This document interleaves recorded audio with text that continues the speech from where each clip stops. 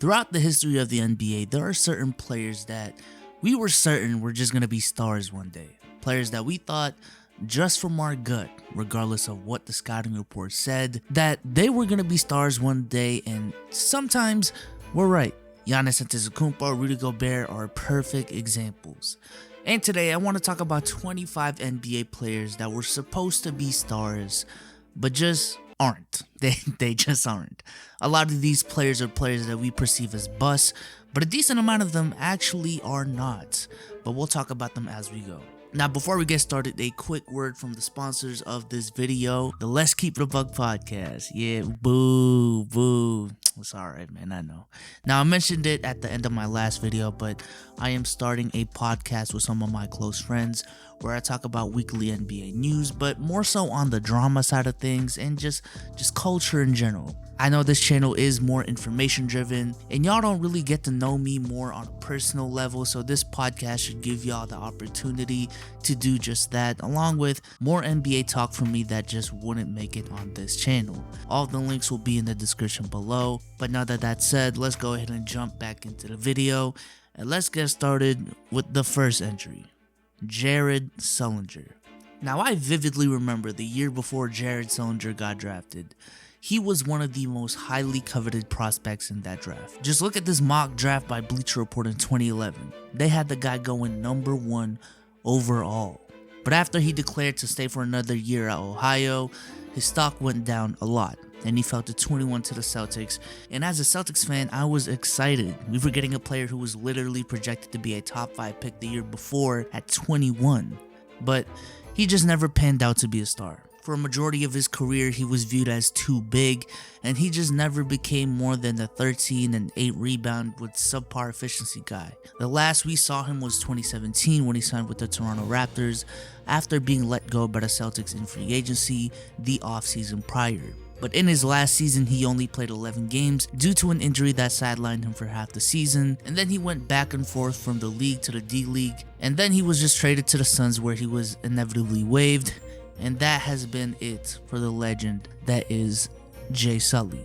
Man, that legendary 2014 class. At the time, what they called the greatest class since 03 with stars across the board. And it just didn't pan out that way. Jabari Parker was supposed to be the Carmelo to Andrew Wiggins' LeBron, but it just didn't happen. But to be fair, Jabari did suffer a lot of injuries throughout his career. His first year, he only played 25 games. He had a healthy second year, and then he peaked in his third year, averaging 20 points and 6 rebounds. And it was actually looking scary because Giannis was coming onto the scene along with him at this time, but he only capped at 50 games after tearing his ACL that season. Jabari's been an injury-prone player since, but he can still give you a solid 14 to 15 a game on good efficiency. As of today, he is now on the Sacramento Kings after being traded in February of 2020. I was excited for DSJ, man. Watching him in college, getting the love that he does from celebrities, his uber athleticism. He was definitely one of those players that you look at and you can just say, man, he got it. He got it. But so far in his career, it looks like we were wrong. It looks like he does not have it. And while he's only 22 and he still has time, he hasn't shown that star potential. He's been a 12 to 15 point a game guy, but his efficiency is atrocious, having averages of 40% from the field, 31% from 3, and 65% from the line. And this year, he has been struggling to find minutes on the New York Knicks and is averaging just a mere 5.5 points a game. Going into the 2015 draft, I was very high on Jahlil Okafor. I just thought he was a very polished big man down low, and to be honest, he was. But he just got drafted at the wrong time. I believe if he was drafted in the early 2000s, he would have had a much more successful career. But when he got drafted in 2015, shortly after, the league rapidly shifted towards perimeter bigs, and he just didn't have that perimeter game that everyone craved for. And combine that with a couple injuries, Jahlil Okafor is just one of the main examples of traditional big men not fitting into this league unless you're a rim roller. Now, Michael Carter-Williams wasn't this high-level prospect going into the league, but he did have a great rookie season, putting up 17 points, 6 assists, 6 rebounds, and 2 steals a game. And in his first game ever in the league, the man led the Sixers to a W against the defending champions, the Miami Heat, in a game where he had 22 points, 12 assists, 7 rebounds, and 9 steals. But after his rookie year, he just never built on it. He never developed a 3-ball, he was inefficient from the field, he's also had some injury issues, and now he's on the bench of the Orlando Magic, averaging 7 points a game. Now the Justice Winslow hype train the night he got drafted was crazy. I remember there were rumors floating around that Danny Ainge was willing to trade the Hornets some of the Nets picks and this big package just to have the chance to draft Justice Winslow. And mind you, those picks ended up being Jaylen Brown and Jason Tatum. And Danny Ainge was willing to give up those highly coveted picks just for the chance to draft Justice Winslow. And when the Hornets didn't draft them and they decided to draft Frank Kaminsky instead, everyone was on Jordan's head. And quite frankly, fast forward a few years, while Frank Kaminsky hasn't been a star player as well, it didn't look like Michael Jordan made a huge mistake not drafting Justice Winslow. Not trading the pick to the Celtics is a different conversation, but specifically for passing up on Justice Winslow, so far it hasn't seemed that bad. He hasn't been that franchise cornerstone player that a lot of people hyped him up to be. His best season was 2019, where he averaged 13 points, 4 assists, and 5 rebounds a game.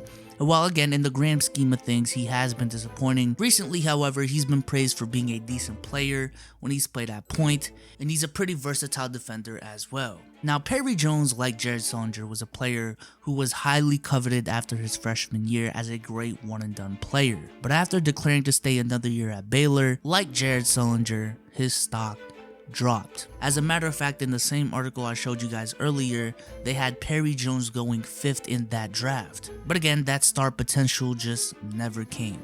In his draft, he fell all the way down to 28 to the Thunder and never averaged more than 4 points a game. And after the 2015 season, his 3rd year in the league, he was out of here.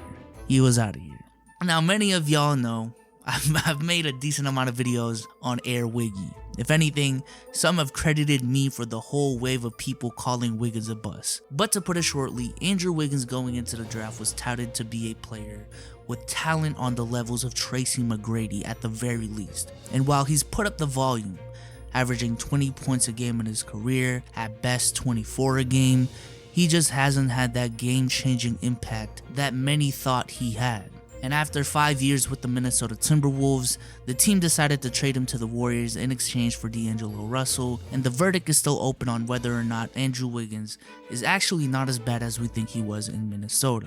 When the Kings drafted Ben Mclemore in 2013, a lot of people were hyped. After averaging 16 points on damn near 50, 40, 90 in Kansas, he was touted as the player who had the best chance of being an elite scorer in this draft. But it just never happened. After 4 years in Sacramento, the team knew that he just wasn't a star, as he only averaged more than 10 points a game once. But more recently, he's been a pretty good bench player for the Rockets, averaging 10 points a game while shooting 40% from 3 on 6 attempts a game.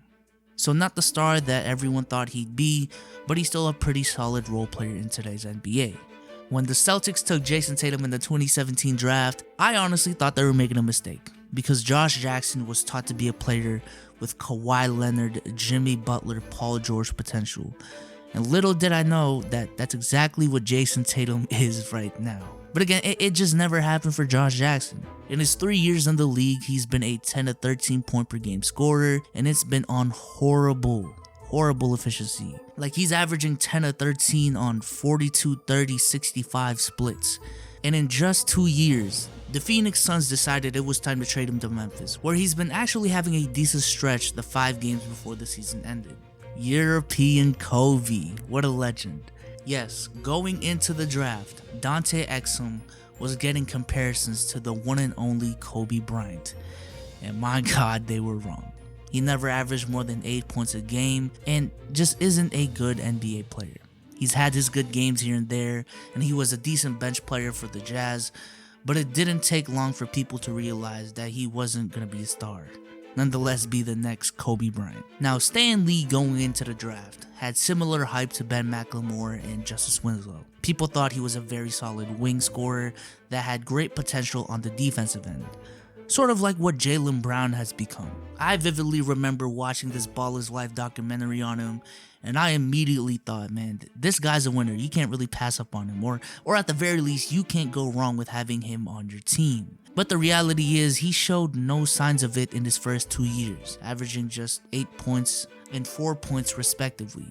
And the Pistons actually gave him a chance in his third year and started him for a majority of the season, but he just didn't capitalize, averaging just 9 points a game.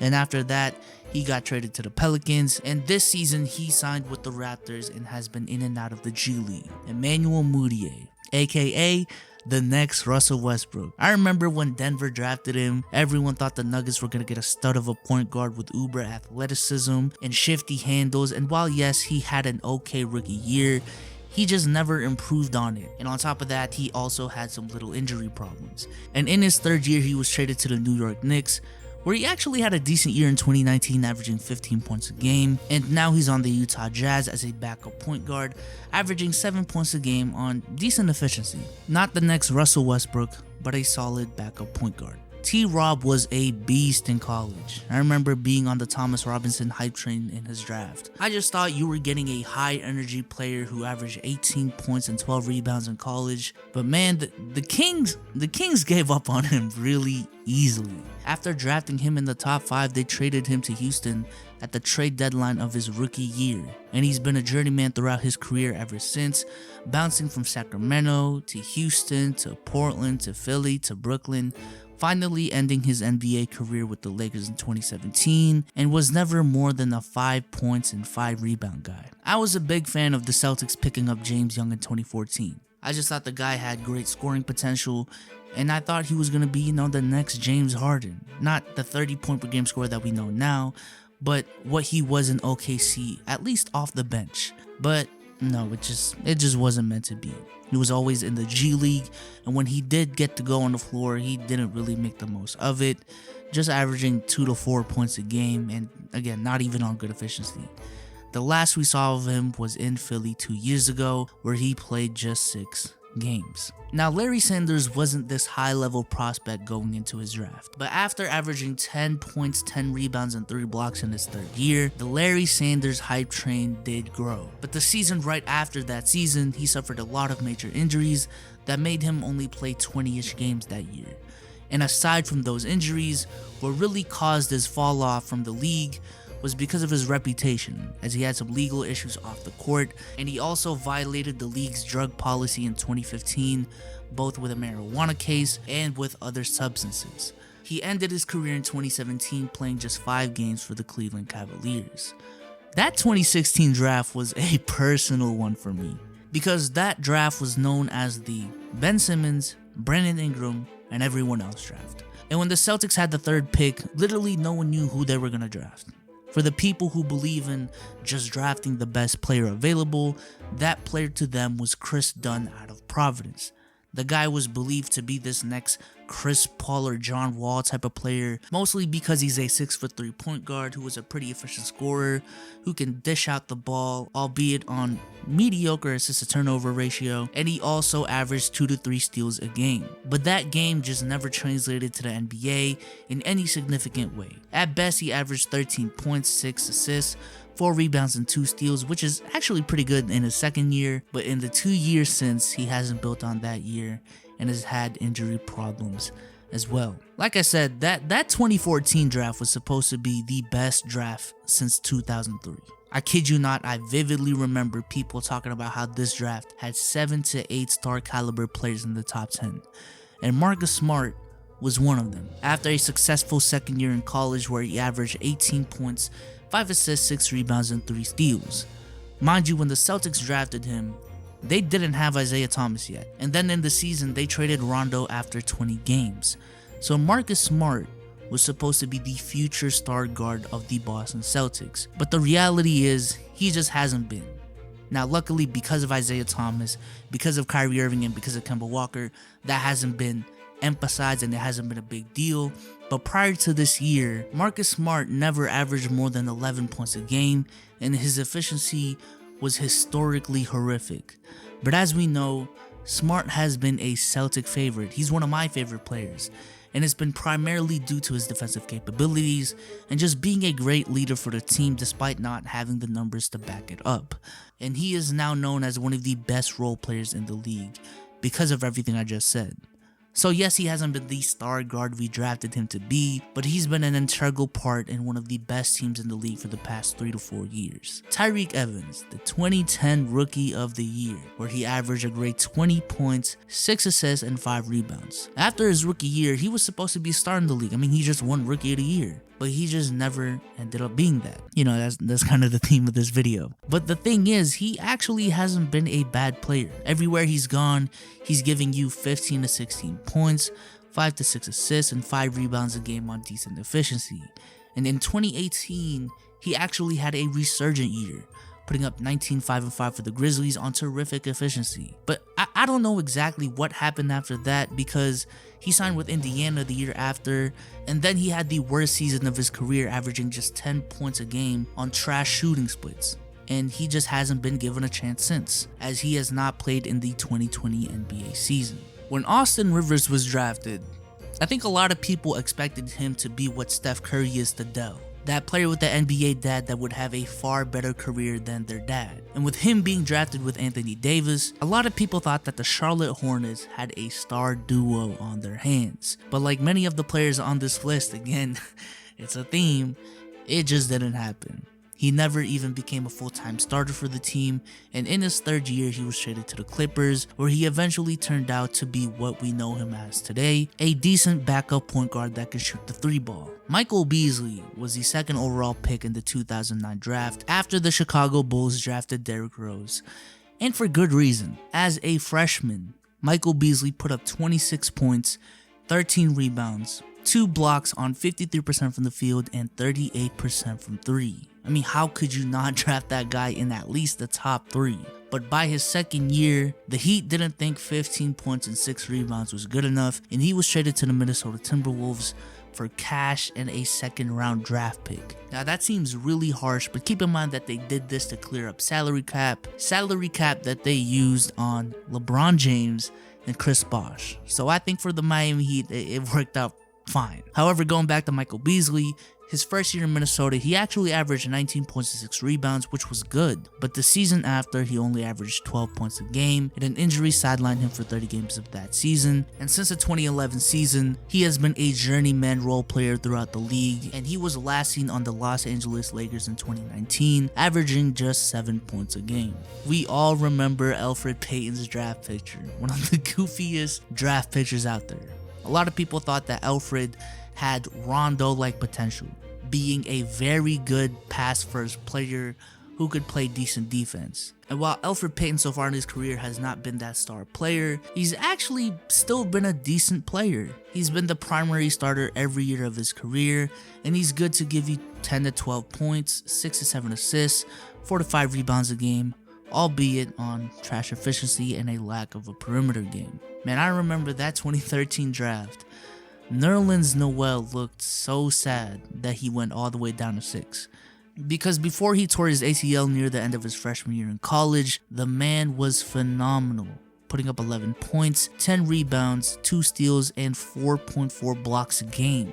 That's amazing. But that same ACL injury would cause his stock to go all the way down to 6th, when he was really considered to be the #1 overall pick. However, he would miss his whole first season, and due to the stupidity of the 76ers management, when he was ready to go, he was competing with Jahlil Okafor, Joel Embiid, and himself to be the star center of his own team. Needless to say, Joel Embiid won that competition, and after his second year, he was traded to the Dallas Mavericks and is now in OKC, where he serves as a solid backup big. Brandon Knight, when he was drafted, was a player that was supposed to be in the same breath as Kyrie Irving and John Wall. But instead of being one of the most talented point guards in league history, Brandon Knight's legacy is now being the biggest victim of Shaq and the Fool. After his first 2 years for the Pistons, where he struggled to show star potential, he was traded to the Milwaukee Bucks, where he actually developed pretty well, averaging 17 points a game in his first 2 seasons there. But then he was traded to Phoenix in the middle of his second season there, where he actually put up a career high 20 points and 5 assists a game in 2016. But after that, he's just regressed to being nothing more than a solid backup point guard in the league and hasn't really played on any winning team. I remember a lot of people being high on Kenneth Faried, because this was a guy out the gate was capable of giving you 13 to 14 points and 8 to 9 rebounds a night on under 30 minutes. And in his first 5 years in the league, he did just that. But in those 5 years, he did just that, but nothing more and nothing less. And I think at some point, the Nuggets just realized, man, this guy hasn't really improved since his rookie year, and he's suddenly 26, 27 now.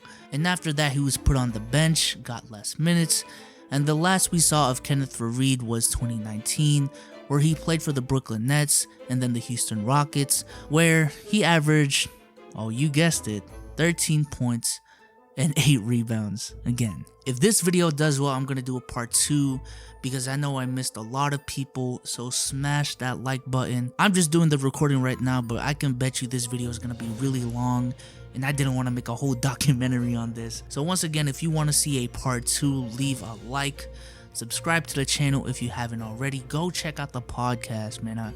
I've been really passionate about that lately. Go ahead, check it out. Links will be in the description.